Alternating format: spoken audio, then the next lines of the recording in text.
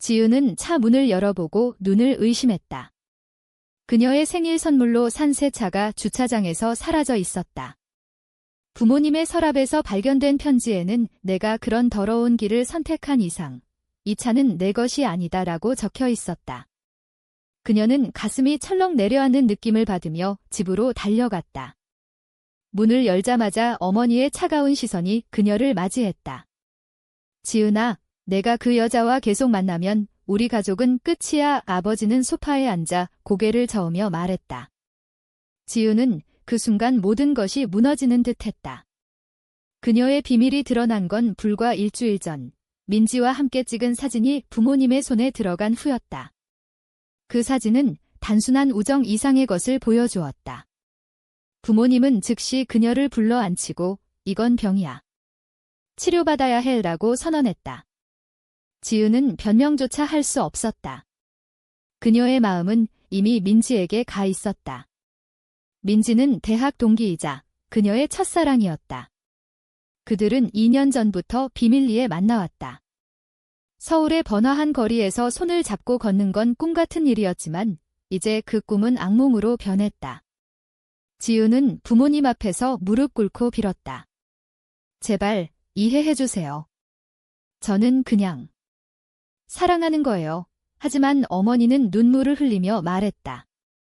내가 어떻게 우리를 이렇게 실망시킬 수 있니? 이 사회에서 그런 식으로 살면 어떻게 되겠어? 아버지는 더 단호했다. 차는 팔았어. 그 돈으로 내 치료비를 댈 거야? 지우는 충격으로 말을 잃었다. 그 차는 그녀가 아르바이트로 모은 돈과 부모님의 지원으로 산 것이었다. 이제 그것마저 빼앗겼다. 그녀는 방으로 들어가 문을 잠그고 울었다. 민지에게 전화를 걸었다. 미안해, 부모님이 알았어. 차도 뺏겼어. 민지의 목소리는 떨렸다. 지은아, 나랑 같이 도망칠까? 하지만 지은은 망설였다. 가족을 버릴 수 있을까? 그녀의 마음속에서 갈등이 시작되었다. 다음 날, 직장에서 지은은 집중할 수 없었다. 그녀는 마케팅 회사에서 일하는 평범한 25살 여성이었다. 하지만 이제 그녀의 삶은 평범함에서 멀어졌다. 동료들이 수군거리는 소리가 들리는 듯 했다. 그 애가 레즈비언이라던데 실제로 그런 소문은 없었지만 그녀의 불안은 그런 환청을 만들어냈다. 점심시간에 민지를 만났다. 카페에서 둘은 손을 잡았다.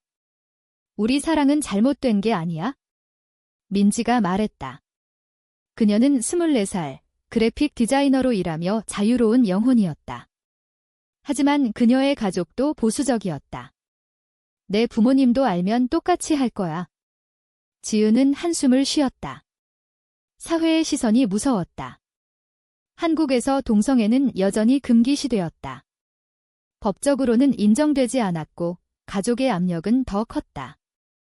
그날 저녁, 집에 돌아온 지은은 부모님과 대면했다. 치료받을 거지? 어머니가 물었다. 지은은 고개를 저었다. 아니요. 저는 정상이에요. 그 말에 아버지는 화를 냈다. 정상. 이게 어떻게 정상이지? 내 할아버지가 알면 얼마나 실망하실까, 할아버지. 그 이름이 지은의 가슴을 울렸다. 할아버지는 가족의 기둥이었다. 재벌급은 아니지만 중소기업을 운영하며 부를 쌓은 사람이었다. 하지만 그는 이미 1년 전 세상을 떠났다. 할아버지는 이해하실 거예요. 지은이 중얼거렸다. 하지만 부모님은 웃었다. 할아버지의 유언은 우리 손에 있어? 내가 이렇게 나올 줄 알았어. 그 말에 지은은 불안해졌다. 유언. 그녀는 그동안 유언에 대해 생각해 본 적이 없었다. 할아버지는 그녀를 가장 아꼈지만 부모님은 항상 그걸 부정했다. 그날 밤, 지은은 잠을 이룰 수 없었다. 그녀의 마음속에서 가족과 사랑 사이의 갈등이 커져갔다. 민지와의 미래를 꿈꾸었지만 부모님의 얼굴이 떠올랐다. 내가 잘못된 선택을 한 걸까?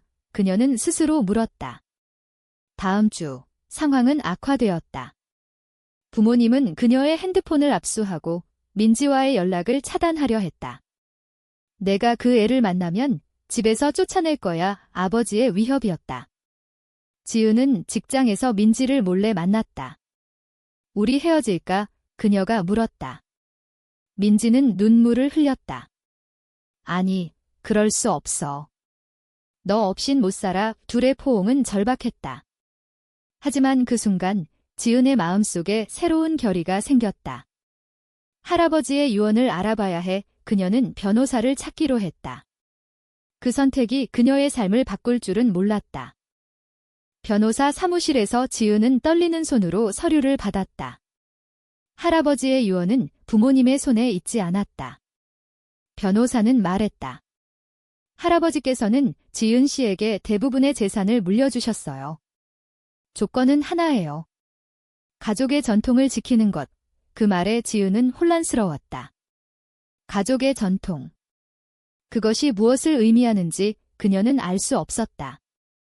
집으로 돌아온 그녀는 부모님에게 물었다. 할아버지의 유언이 뭐예요? 어머니는 얼굴을 찌푸렸다. 내가 알 필요 없어. 내가 정상적으로 살면 돼. 하지만 지은은 포기하지 않았다. 그녀는 할아버지의 옛 친구를 찾아갔다. 그 친구는 말했다.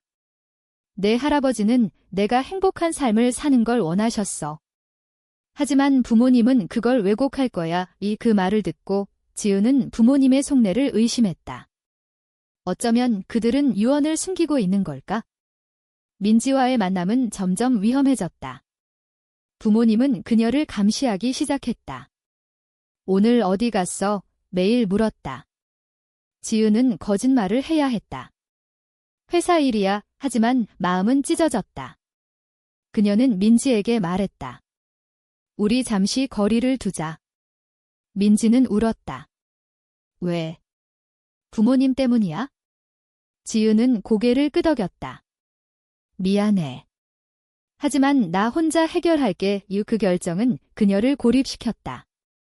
직장에서 그녀는 집중력을 잃었다. 동료 하나가 물었다. 요즘 왜 그래? 지은은 대답할 수 없었다. 그녀의 비밀은 사회에서 받아들여지지 않았다. 한국의 보수적인 문화에서 레즈비언으로 사는 건 고통이었다. TV에서 동성결혼 반대 시위가 나왔다. 그녀는 그걸 보며 절망했다. 이 사회가 나를 받아줄까? 밤에 그녀는 할아버지의 사진을 보며 울었다. 할아버지, 저 어떡해요? 다음 날 부모님은 그녀를 상담소로 데려갔다. 여기서 치료받아. 상담사는 말했다. 동성애는 치유할 수 있어요. 지은은 화가 났다. 이건 병이 아니에요. 그녀는 도망쳤다. 집에 돌아오지 않고 민지의 집으로 갔다. 미안해. 못 참겠어. 둘은 밤새 이야기를 나눴다. 민지의 가족은 아직 모르고 있었다. 내 부모님도 알면 똑같을 거야. 민지가 말했다. 지은은 결심했다.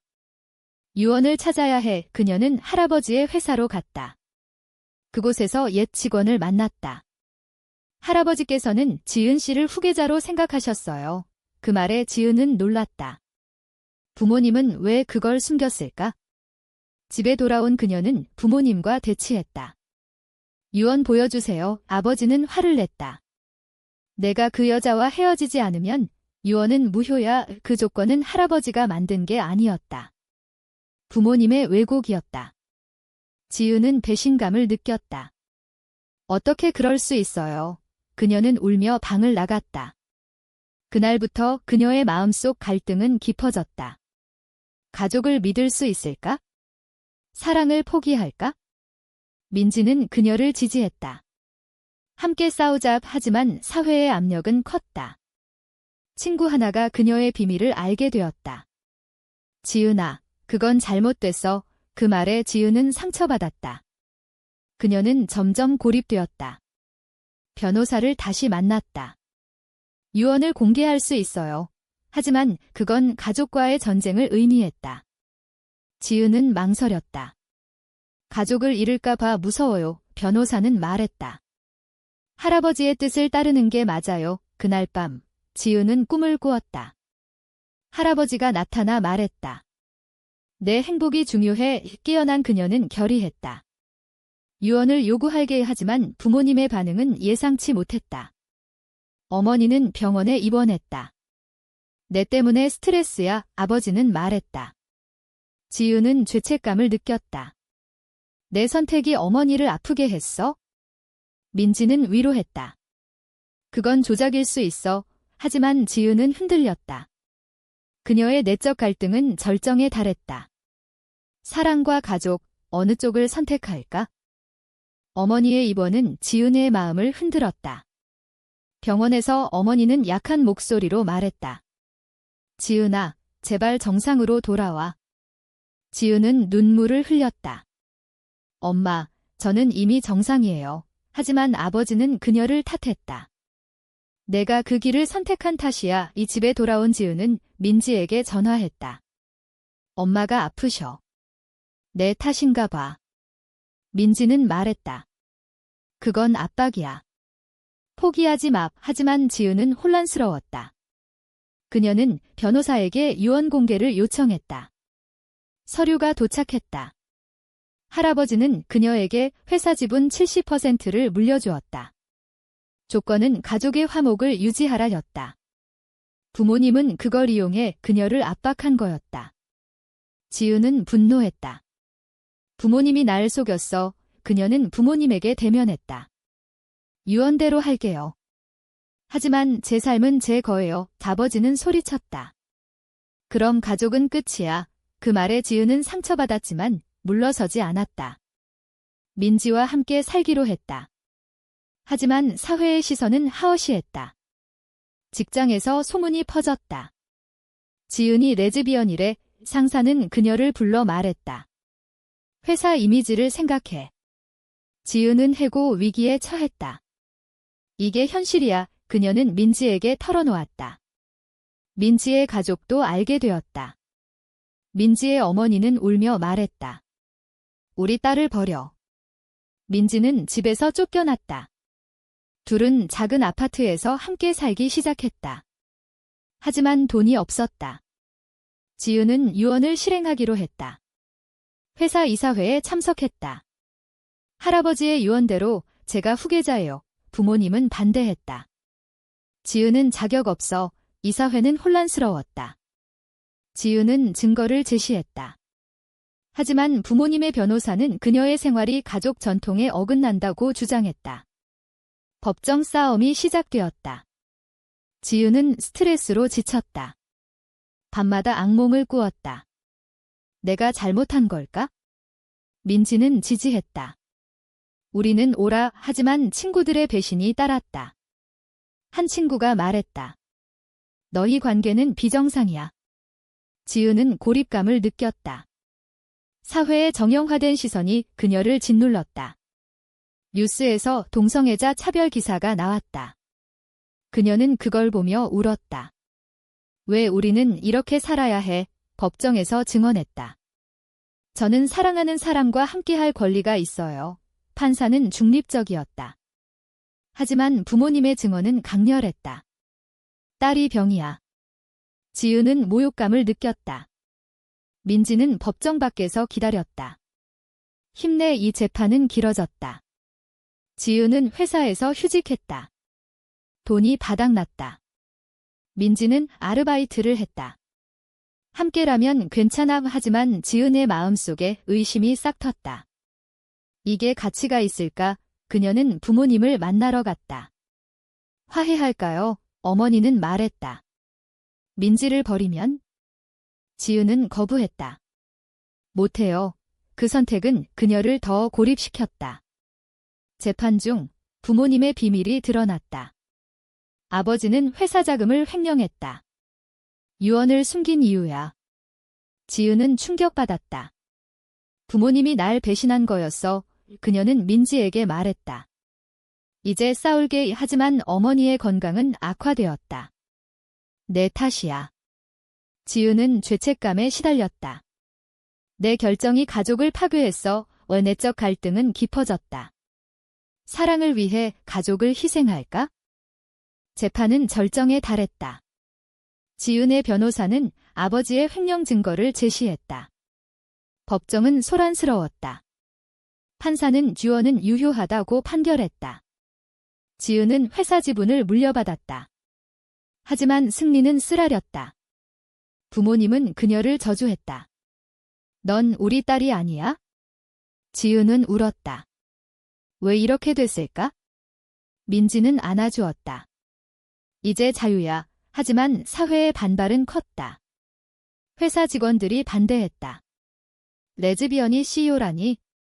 지은은 이사회에서 싸웠다. 제 능력을 봐주세요. 하지만 음모가 있었다. 아버지의 옛 동료가 그녀를 방해했다. 전통을 지켜. 지은은 스트레스로 쓰러졌다. 병원에서 깨어나 민지의 얼굴을 보았다. 미안해. 민지는 말했다. 나도 지쳤어. 그 말에 지은은 불안해졌다. 헤어질까? 민지는 고개를 저었다. 아니, 하지만 힘들어. 둘의 관계에 균열이 생겼다. 지은은 회사에서 고군분투했다. 매출이 떨어졌다. 내 탓인가? 그녀는 자책했다. 부모님은 여전히 압박했다. 어머니는 돌아와라고 편지를 보냈다. 지은은 망설였다. 가족이 그리워. 민지와의 다툼이 잦아졌다. 너 부모님 편이야? 민지가 소리쳤다. 지은은 아니야 라고 했지만 마음은 복잡했다. 어느 날 민지의 옛 연인이 나타났다. 나랑 다시 시작할래? 민지는 거부했지만 지은은 의심했다. 배신할까? 그녀의 불신은 관계를 악화시켰다. 회사에서 위기가 왔다. 경쟁사가 공격했다. 지은은 결단을 내려야 했다. 회사 매각할까? 하지만 할아버지의 유산을 지키고 싶었다. 밤에 그녀는 결심했다. 포기하지 마. 민지와 화해했다. 미안해. 하지만 부모님의 최후 통첩이 왔다. 회사 포기하면 용서할게. 지은은 거부했다. 제3이에요. 그 선택은 가족과의 단절을 의미했다. 어머니는 다시 입원했다. 지은은 방문했다. 엄마, 사랑해요. 어머니는 내 선택을 후회할 거야 라고 말했다. 지은은 상처받았지만 물러서지 않았다. 사회의 시선은 여전했다. 인터뷰에서 그녀는 말했다. 동성애는 죄가 아니에요. 그 발언은 논란을 일으켰다.